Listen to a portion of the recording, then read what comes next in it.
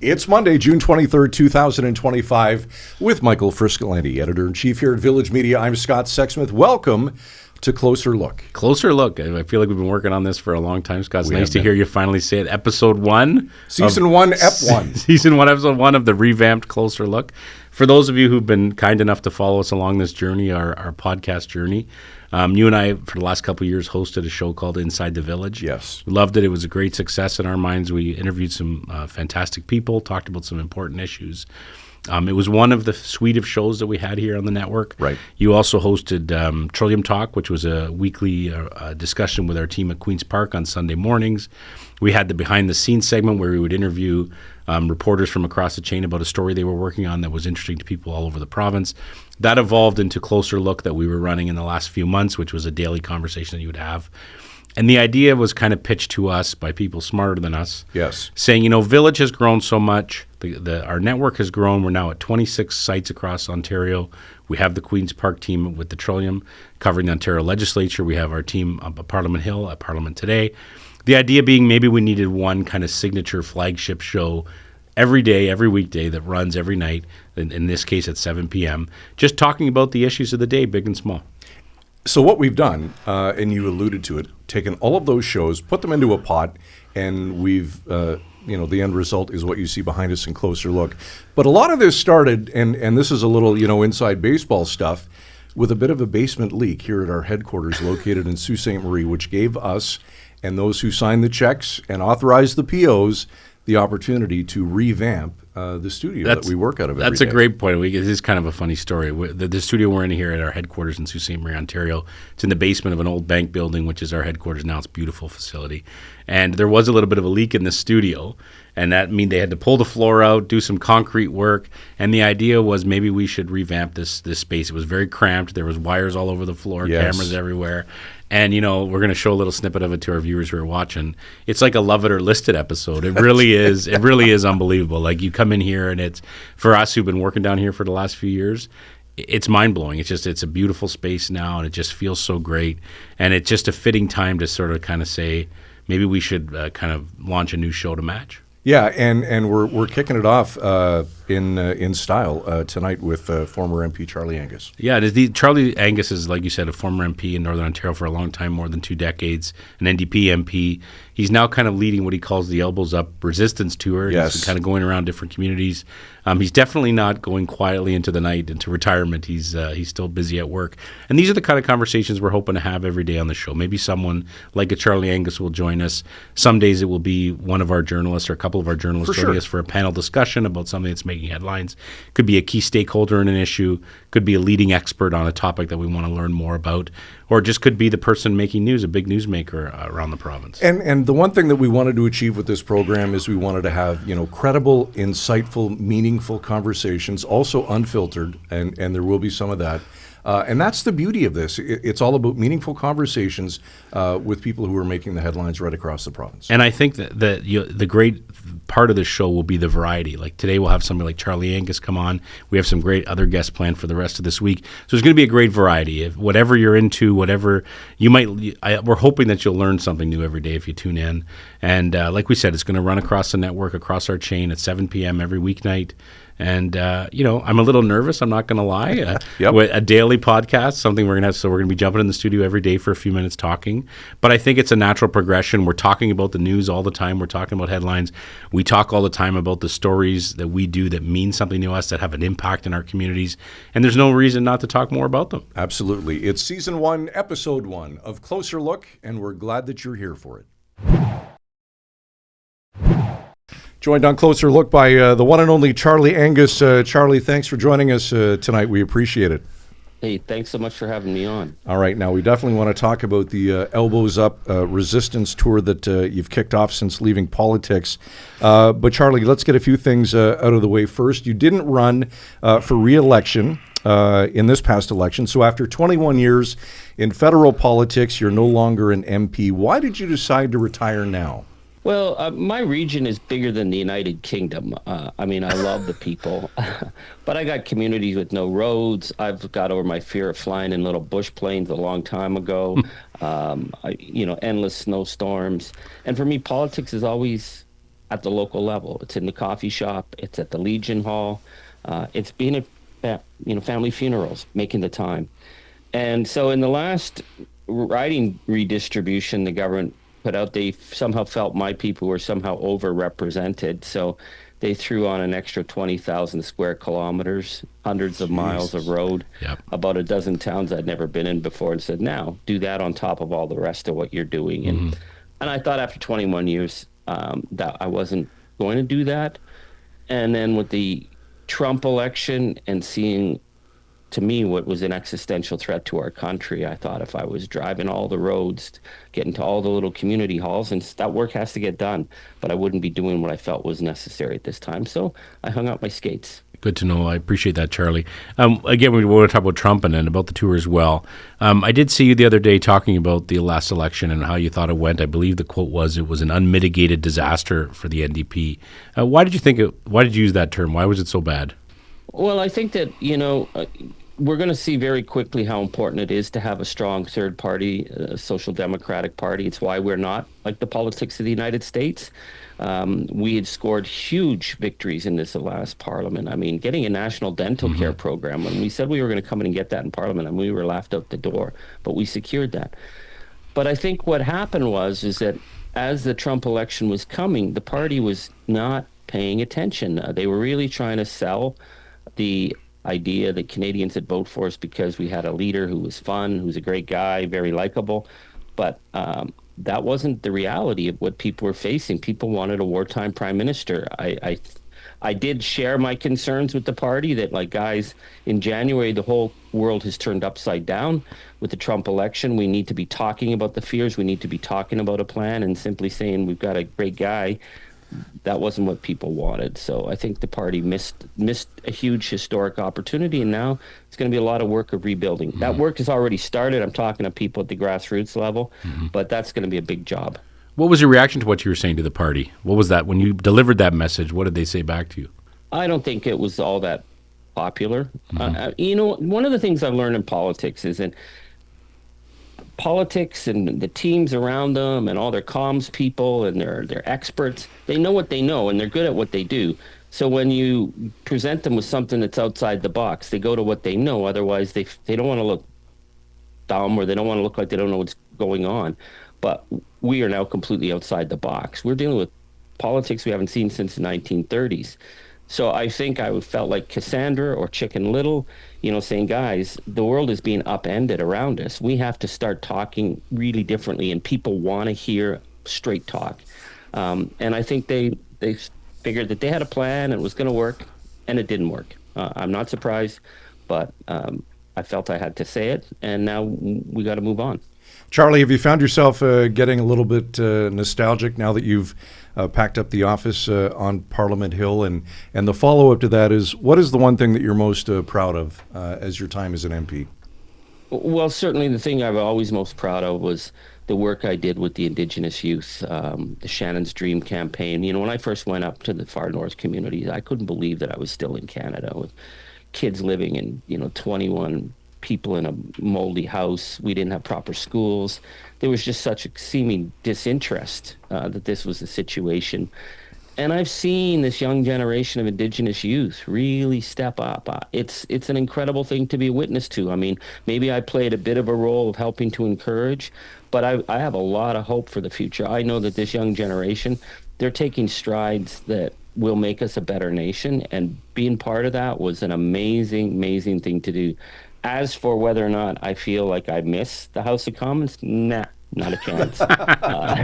There's a big old world out there, and I'm loving that big old world, and I'm loving talking to people in ordinary language about ordinary things, and just seeing the decency and the practicality of Canadians outside of that, the monkey house is feeling pretty good.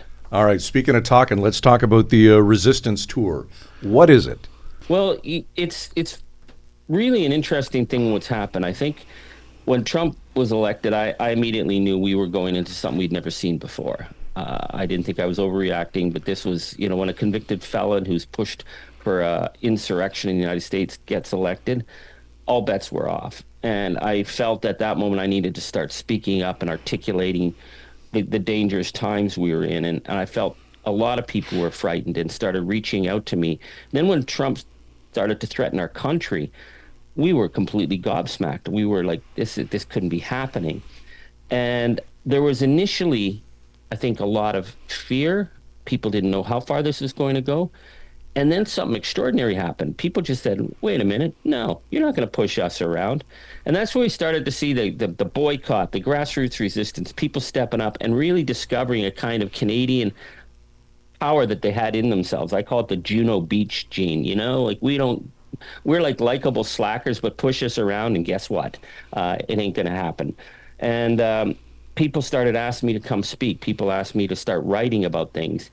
And it snowballed. I'm writing pretty much an essay a day on the Charlie Angus Resistance Substack. I've got followers all over the world. In fact, every single state of the United States, according to my statistics, are reading me. We're going out, we're doing rallies. And part of it is to inspire people and to reassure them that we're going to get through this. And the other is like, hey, what are we doing at the grassroots? Because nobody's coming to save us. No one is coming to save Canada. We're going to have to step up and do this ourselves. That's the key question, I think, Charlie, is how do you do it at the grassroots? What people do we? I think a lot of people are concerned about the uncertainty of what's happening right now with President Trump, but what can we do? Well, right now, the boycott is having a huge impact. And the great thing about the boycott is it didn't start from the top. I mean, I've been called in the media the guy who started, the leader of the boycott. I'm not. I'm just talking about it. Ordinary people started it. So, when you see 93% drop in wine sales to Canada from the United States, that's a massive hit. $12.3 billion they expect losses in travel this year. We've had all the Eastern Coast governors coming up and saying, come on, Canada, let's be friends again. Well, you know what? We'll be friends once your government stops kidnapping people off the streets and your government stops threatening our nation. That's how we become friends again, when the rule of law is reestablished. So the boycott is a huge power. So if you can't do anything else, just do that. But I really encourage people, start getting active at the local level. We have to start getting involved in our communities. If we're going to be a nation that has to find our own way in the world, then we have a lot of good people at the ordinary level. And I say to people, I don't care what it is you're doing, but do something, get active, stop doom scrolling, stop fighting with people on Facebook, get out and just meet your neighbors, because we have so much strength together. And it's the difference when I talk to Americans every day. They are such a divided nation, and right now we're not. So it's a fragile line we're holding, but the world is really watching Canada now. So, it is elbows up time. Charlie, you refer to Trump as the gangster president. If you were given 5 minutes alone with the gangster in the Oval Office, what would you say to him? Well, Donald has completely broken apart the American century. And the American century led the world for the last 80 years. Donald, in like 5 months, you've blown that apart. You've trashed NATO. You've insulted President Zelensky, someone who's standing up to fascism. You've allied yourself with gangster regimes, and you plunged your country into chaos. So, yeah, you can send the Marines against the people in L.A., but, hey, the L.A. Dodgers are going to kick your people out of the stadium when you come to try and arrest them.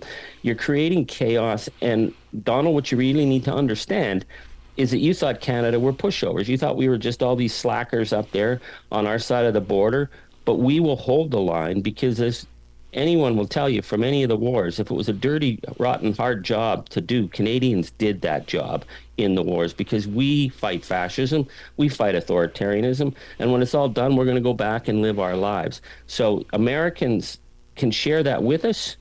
We can share this common border. We can share a common heritage. Or, Donald, you can continue to burn your side of the border to the ground, because you're facing more economic chaos than we are. We know it's going to hurt. We know we're going to be in for some tough times, but we have each other's back, and that's a real fundamental difference. So, Donald, all the gangster grifting that you're doing right now, it's catching up, and Canadians see you, and the world sees you. Charlie, as you mentioned, there's definitely a difference between being an MP in the House of Commons or doing this thing that you're doing, where you're on tour and talking to Canadians. You're not sort of in the same shackles as when you're an MP. You're obviously watching what the Prime Minister and what the Liberal government is doing closely. Are they doing things well, doing things not well? How do you think that Mark Carney's been doing so far in terms of addressing the threats that Donald Trump poses? Well, one of the things I feel is really important, it's all hands on deck. So I'm not going to be nitpicking the prime minister from the sidelines. I'm going to give him a chance. I think he's done some good moves. I think he's made some serious mistakes. I think this Bill C5 was a mistake of overriding Indigenous consultation. It's just going to create needless conflict. We've got great projects that are going to get off the ground through the good work that's been done. I think that was a mistake. I'm interested to see what happens after the 30-day mark, because he hasn't retaliated on the 50% tariffs, and he's waiting and he's trying to negotiate. I personally don't think we're going to get negotiations with this kind of gangster regime.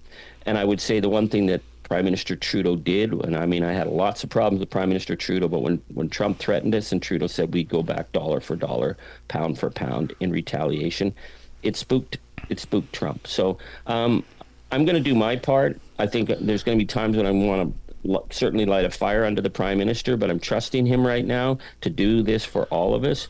So I'm people, if you come hear me speak, I'm pretty much saying what I think.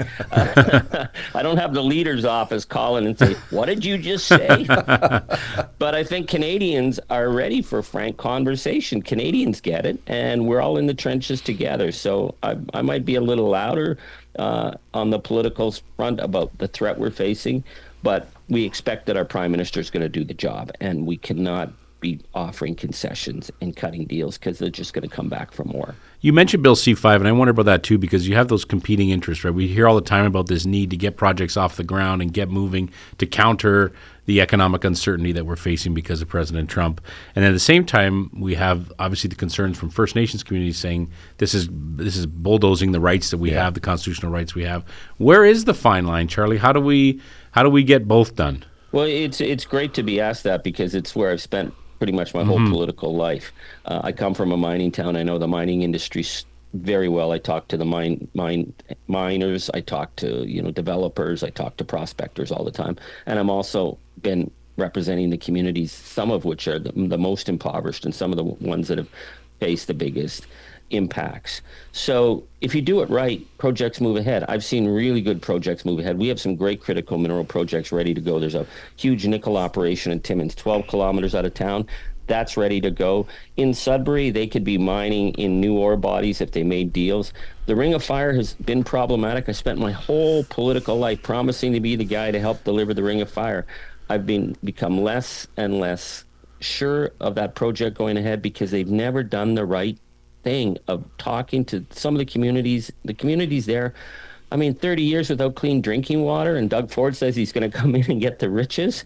You go to Niskandig and ask them what they think of that, and they're going to say that ain't happening. So we can do this right, or we can start fighting amongst ourselves. So I encourage Prime Minister Carney. I know you need a lot of tools, and I encourage and I support fast tracking of a lot of things. We've got to get the trade barriers down. We've got to be able to move ahead, but we can't just walk on legitimate Indigenous concerns, because that's going to throw us back. I feel it can be done. I've done it my whole life in talking to First Nation communities, and it's about respect. And I think that what makes us different than Americans is we know that Canada is a complicated place, so let's just do it right and recognize the urgency. And I think everybody's on the same page right now of saying we got to get things done. This may seem like a dumb question, Charlie, but you seem like a super motivated guy right now. Like it's kind of a new lease on life. Is that a fair way to describe it? The next chapter of your life is just beginning in your next mission? I've never been as busy in my life. I got to say, it's full out, full on. But I think part of it is that these are really frightening times. I mean, we're watching, Israel start bombing a nuclear plant, and then Donald Trump's talking regime change, and we're seeing the horrors in Ukraine, and we're seeing threats of our own country. And I felt, when I got over my panic and my fear, is that we need to just start focusing on moving forward. And I just keep telling myself, I don't got time now to be afraid. I don't got time to be depressed. I don't got time to be cynical. The world doesn't need any more cynics out there. They need people who are going to start saying, well, this is what we're facing.